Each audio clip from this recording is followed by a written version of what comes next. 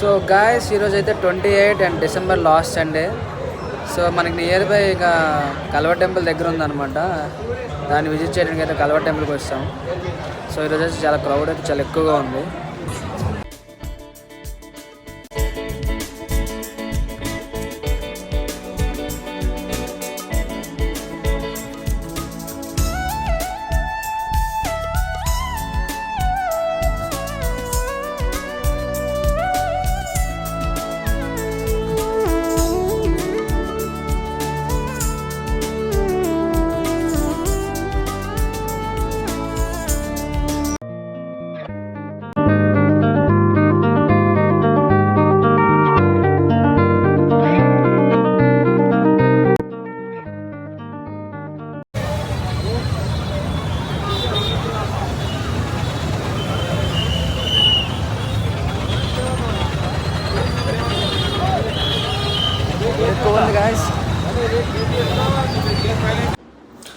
So guys నేనైతే finally కల్వ temple అయితే exit అయిపోయాను. వాక్యం అది సందేశం ఈరోజు మంచిగా చెప్పారు.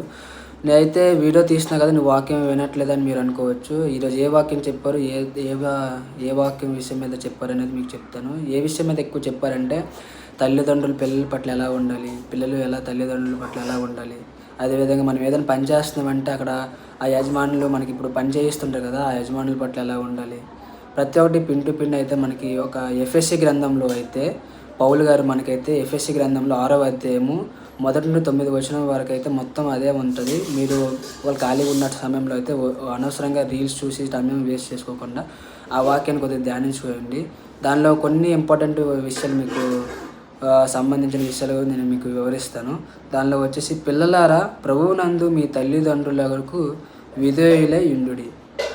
నెక్స్ట్ వచ్చేసి తండ్రులారా మీ పిల్లలకు కోపము రేపక ప్రభు యొక్క శిక్షలోను బోధలోను వారిని పెంచుడి. నెక్స్ట్ దాసులారా యథార్థమైన హృదయము గలవారే భయముతోనూ వణుకుతోనూ క్రీస్తుకు వలె శరీర విషయమై మీ యజమానులైన